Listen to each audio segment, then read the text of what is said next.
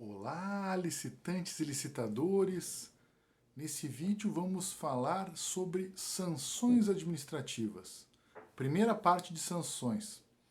A ideia nesse vídeo, então, uma análise geral do contexto da nova lei de licitações, a 14.133, e quais são as sanções que estão nele, no texto legal, previstas. No segundo vídeo, vamos tratar do procedimento sancionatório. Tá legal? Então, bora lá. Primeira questão importante, claro, além de dar o like, seguir, se inscrever no canal, ativar as notificações, importante a gente entender o contexto da nova lei de licitações sobre sanções. Antes de tratar de sanções, nos artigos anteriores às sanções, que está lá no artigo 155 e seguintes, antes desse artigo, a nova lei trata de procedimentos de consensualidade.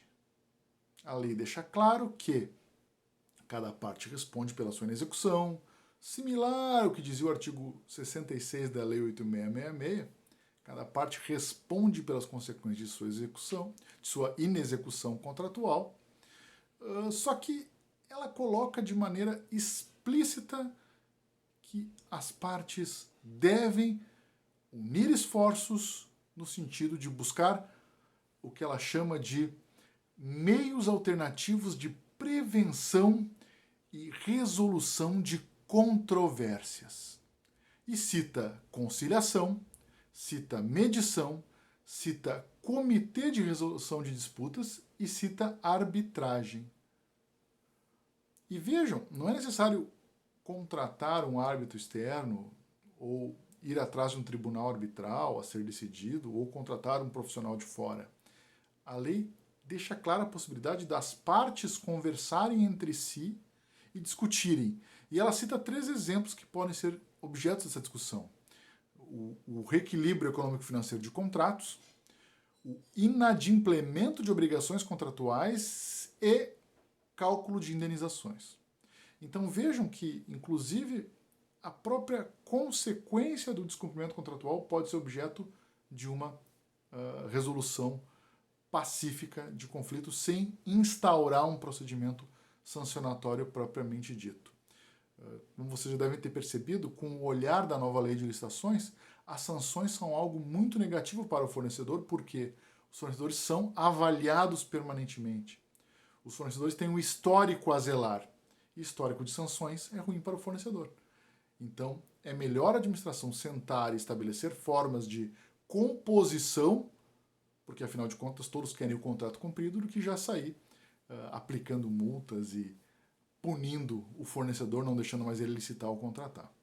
Vamos lá, então a lei incentiva esses procedimentos prévios, lembrando também a LINDB, né, que sempre quando trata de decisões administrativas, coloca para o gestor, especialmente lá no artigo 20, se não me engano, trata da questão de ponderar as consequências práticas dos atos.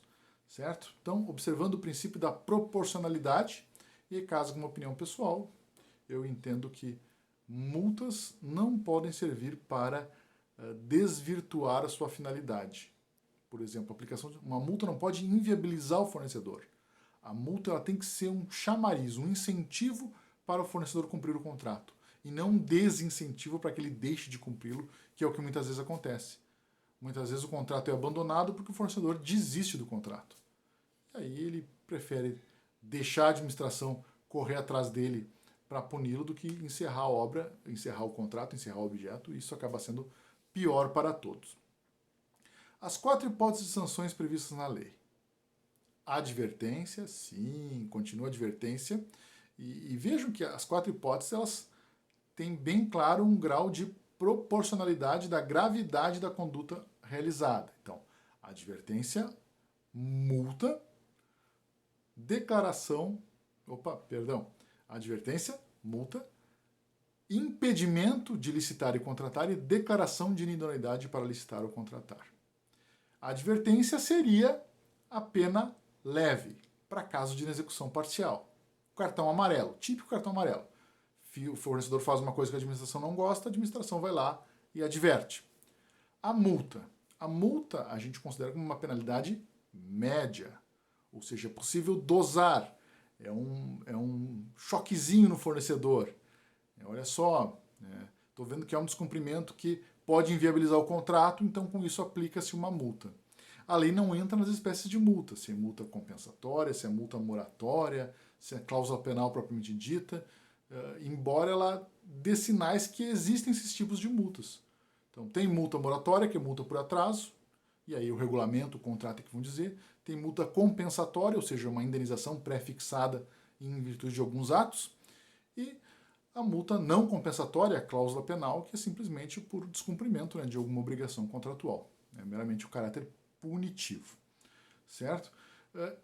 Impedimento de licitar e contratar seria a penalidade de cunho grave, ou seja, impede o fornecedor de contratar e licitar com a administração de até 3 anos, pode ser meses, até 3 anos.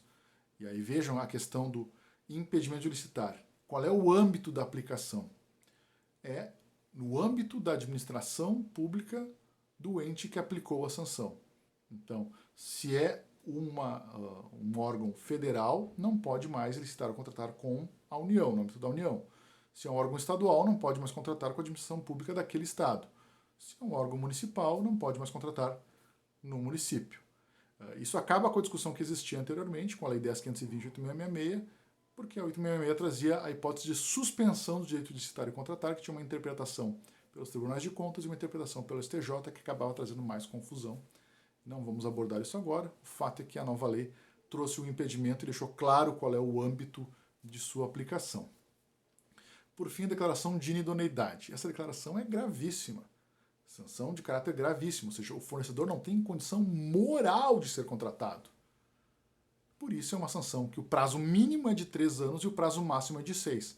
Ou seja, pelo menos tem um prazo, coisa que não tinha na lei 8.666. Não existia um prazo mínimo para a declaração de inidoneidade. Certo? Claro que é uma infração gravíssima. Aí o âmbito dela é em qualquer órgão da administração, né? Lembrando que nós vamos ter o Portal Nacional de Contratações Públicas que deixará claro ali quem são os punidos do Brasil todo, e aí com isso não se pode mais contratar com nenhum órgão público. E aí, em todos os casos, lembrando que a lei ressalta a necessidade de reparação do dano, ou seja, além da sanção, também a administração precisa estudar a questão de reparação do dano, se houve, pelo descumprimento contratual, e deixar claro também que a multa é uma sanção que pode ser acumulada com as demais sanções. Então, eu posso aplicar advertência com multa, impedimento com multa e inidoneidade com multa. Tá certo? O assunto é bem interessante e no próximo vídeo seguiremos falando do procedimento de aplicação de sanção. Seguimos com a melhor compra pública. Um abraço!